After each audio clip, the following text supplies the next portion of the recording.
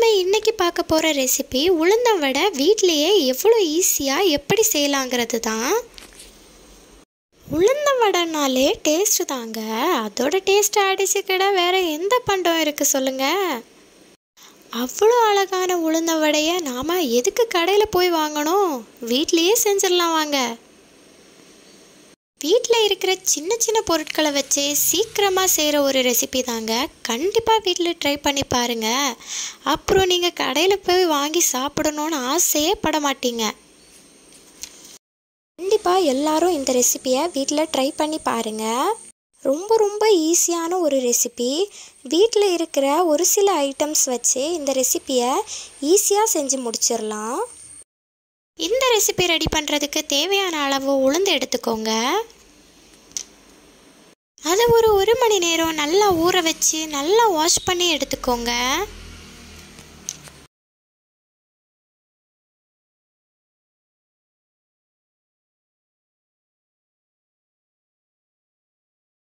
பாருங்க, இந்த அளவு நல்லா வாஷ் பண்ணி எடுத்துக்கோங்க.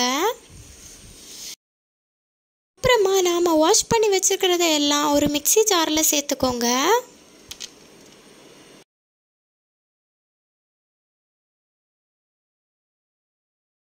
கொஞ்சம் கூட தண்ணி சேர்க்காம உங்களால் எவ்வளோ முடியுமோ அவ்வளோ நைஸாக அரைச்சி எடுத்துக்கோங்க. கண்டிப்பாக கொஞ்சம் கூட தண்ணி ஆட் பண்ணாதீங்க, அப்போதான் வடை பக்குவமாக வரும். ரொம்ப ஃபைன் பேஸ்ட்டாக அரைச்சி எடுத்துக்கோங்க. கண்டிப்பாக உளுந்த 1 மணி நேரம் நல்லா ஊற வைங்க, அப்போதான் ஃபைன் பேஸ்ட்டாக அரையும்.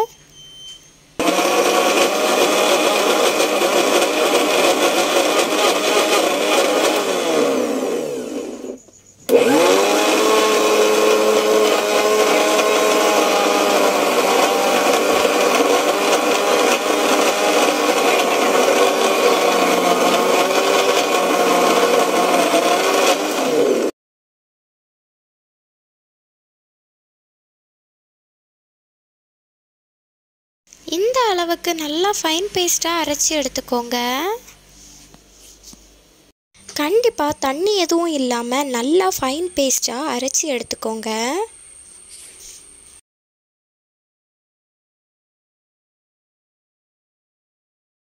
அப்புறமா ஒரு பெரிய வெங்காயம் எடுத்துக்கோங்க. பெரிய வெங்காயத்தை நல்லா குட்டி குட்டி பீசஸாக கட் பண்ணி எடுத்துக்கோங்க.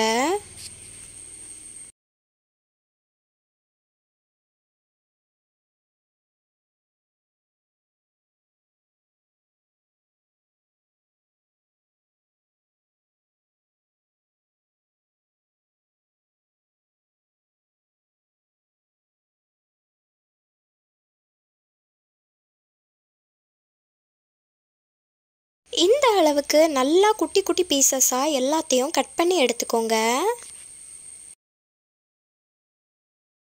அப்புறமா வெங்காயம் கட் பண்ணதை இந்த மாதிரி நல்லா பிசைஞ்சு விட்டுக்கோங்க.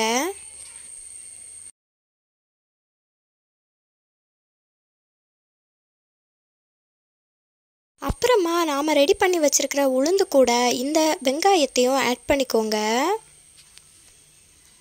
நான் ஒரு 2 கைப்பிடி அளவில் பெரிய வெங்காயம் ஆட் பண்ணியிருக்கேன். உங்களுக்கு எவ்வளோ வெங்காயம் தேவையோ அதுக்கேற்ற அளவில் நீங்கள் ஆட் பண்ணிக்கோங்க. அப்புறமா தேவைக்கேற்ற அளவு நல்ல மிளகு ஆட் பண்ணிக்கோங்க.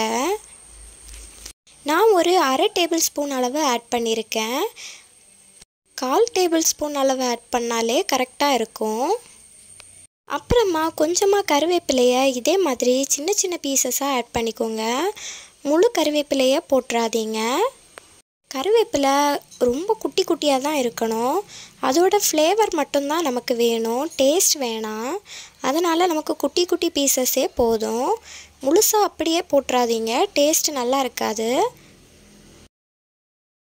அப்புறமா ஒரு பிஞ்சு அளவில் காயப்பொடி ஆட் பண்ணிக்கோங்க. அப்புறமா தேவையான அளவு உப்பு ஆட் பண்ணிக்கோங்க. அப்புறமா தேவையான அளவு இஞ்சி பூண்டு பேஸ்ட் ஆட் பண்ணிக்கோங்க.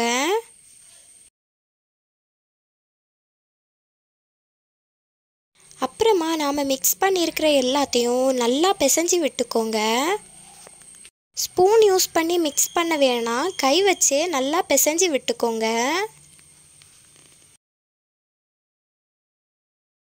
அப்புறமா ஒரு கடாயில் தேவையான அளவு எண்ணெய் ஆட் பண்ணிக்கோங்க.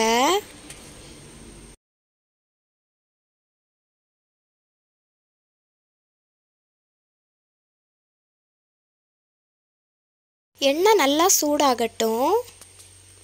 இதே மாதிரி உளுந்த ஒரு பாலா உருட்டி லைட்டாக அமுத்தி நடுஸில் ஒரு ஹோல் மட்டும் போட்டுக்கோங்க.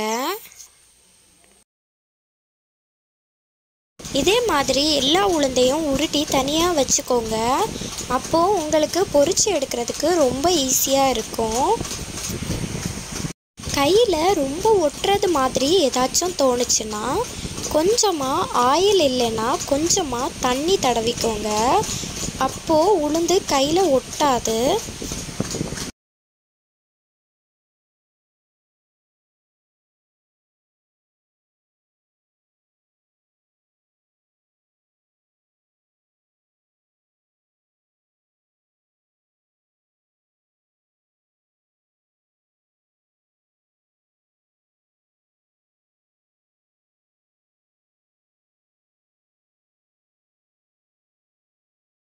பாருங்க, எல்லா வடையும் இந்த மாதிரி நான் ரெடி பண்ணி வச்சுக்கிட்டேன். அப்புறமா ஒன்றொன்னா எண்ணெயில் போட்டு நல்லா பொரிச்சு எடுக்கணும். நல்லா பொன்னிறம் ஆகுறது வரைக்கும் நல்லா பொரிச்சு எடுத்துக்கோங்க.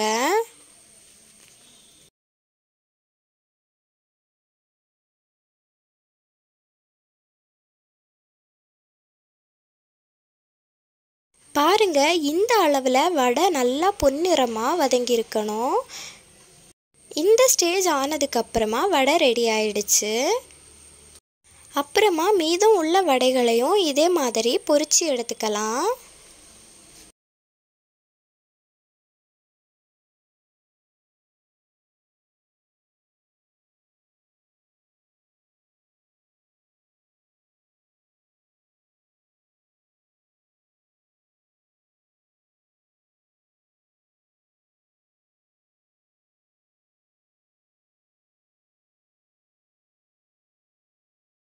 பாருங்க, இந்த அளவில் நல்லா பொன்னிறமாக ஆகுறது வரையிலும் நல்லா பொரிச்சு எடுத்துக்கணும்.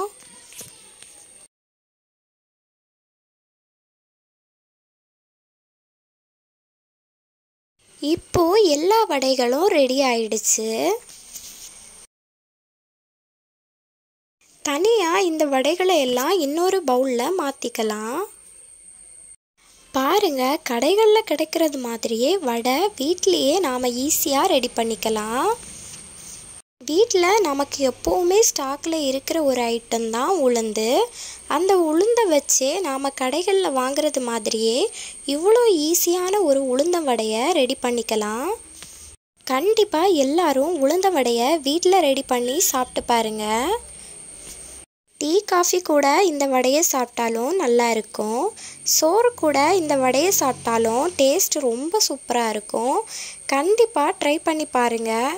வீட்லேயே வடை நம்ம கையாலேயே நாம் செஞ்சு சாப்பிட்றது அதோட டேஸ்ட்டே வேறு லெவலில் தான் இருக்கும். கண்டிப்பாக எல்லோரும் வீட்டில் இந்த வடையை ட்ரை பண்ணி பாருங்கள். எல்லாருக்கும் ஒரு வடைன்னா ரொம்ப பிடிக்கும். வடை பிடிக்காதவங்க யாருமே இருக்க முடியாது. எல்லாருக்குமே வடைன்னா ரொம்ப ரொம்ப பிடிக்கும். அதுவும் கடைகள்லேருந்து வாங்குகிற வடையை விடவும் நாம் வீட்லேயே ரெடி பண்ணி நம்ம கையாலேயே ரெடி பண்ணி சாப்பிட்றதோட டேஸ்ட்டே வேறு லெவலில் தான் இருக்கும். கண்டிப்பாக எல்லாரும் இந்த ரெசிபியை வீட்டில் ட்ரை பண்ணி பார்த்துட்டு எப்படி வந்துச்சுன்னு உள்ளதை கமெண்டில் மறக்காமல் ஷேர் பண்ணிடுங்க.